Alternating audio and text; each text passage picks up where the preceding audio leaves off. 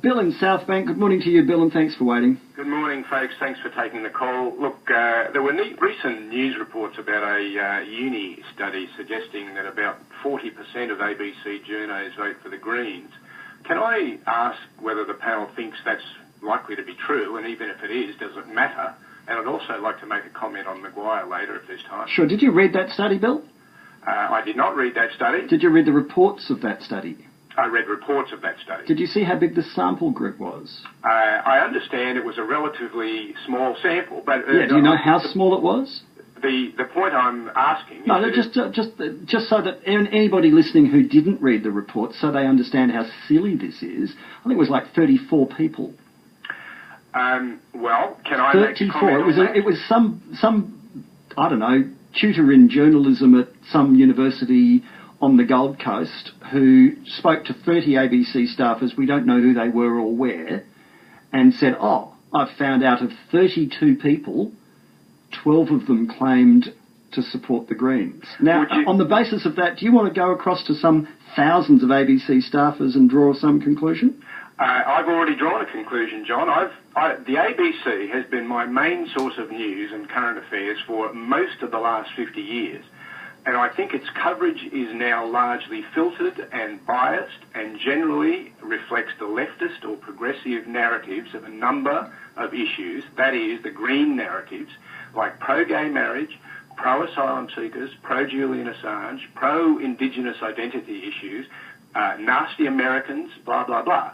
Just yesterday on the ABC News, Ros Childs presented a 5-minute review of Eddie Maguire's racist gaffe and his ongoing apologies, as well as an in-depth interview with Barry Cassidy, who spent another couple of minutes bagging Maguire.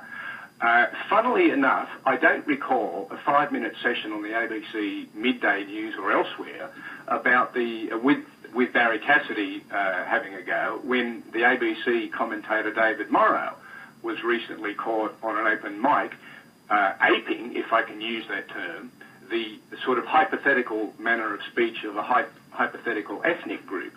So I personally, from my own extensive examination of the ABC, believe that there is a Green bias. Now, if you would care... Oh, but Bill, you must have ignored all the coverage on the ABC about the reasons why David Morrow was stood down for several weeks. In fact, we covered it extensively on television, online and on radio. I heard a 10-second mention on the ABC Midday News. Well, you must have missed the item on AM, the item on the drum, the item online, the item on 7:30, the item everywhere. I'm not everywhere at once. No, you're not, so I'm trying to help you fill in some of the gaps. But anyway, let's hear what the rappers have to say. Yes. Tim, a favourite topic of the IPAs. I have to say, John, I think you're just jealous and it's touched a raw nerve, because remember when there was that hacking into the Labor Party database, and what did they identify you as?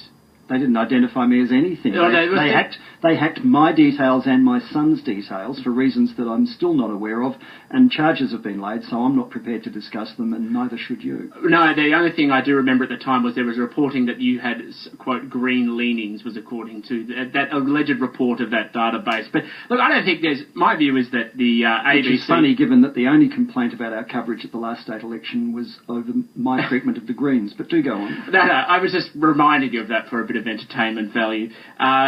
Ultimately, I broadly agree with your thrust, Bill. I think that the ABC is too focused from a South Bank in Melbourne and an Ultimo perspective in Sydney. That's why I think, it would be good to actually have the ABC relocated to somewhere where it was more connected with the community rather than just inner city perspectives. I have to say, Tim, look, in terms of that poll, I don't know about that, and nor do I know about the, leanings of thousands of staff, as you say, John.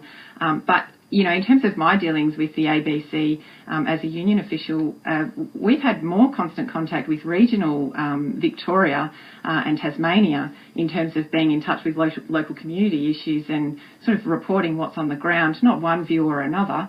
So I'm not sure about this city-centric view.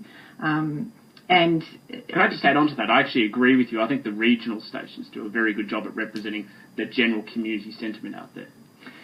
Sure, but then how that relates to whether they're Green voters or not, I'm not quite sure what you're saying there. But, you know. I didn't go so far as say Green voters, I just said perspectives. It was interesting, just to cut to the chase about where Bill's question and the IPA's campaign is going, when someone wanted to raise it as a motion at the Liberal Party State Conference, was it last weekend, to privatise the ABC, the Premier, Tony Abbott, the opposition leader, all the senior politicians dropped it like a hot potato and said, that is absolutely not in our agenda, we don't even want it raised, and in the end it was dropped. Yes. So that shows you how that's regarded as a sort of, toxic topic, a poison pill that tarnishes the prospects of the Liberal Party at the next federal election. Don't even let it be voted on. Well, yeah, but organisations like the IPA will stand on principle whether or not it's politically palatable or not. Frank in Berwick next on The Wrap. Morning, Frank. Oh, good morning, John.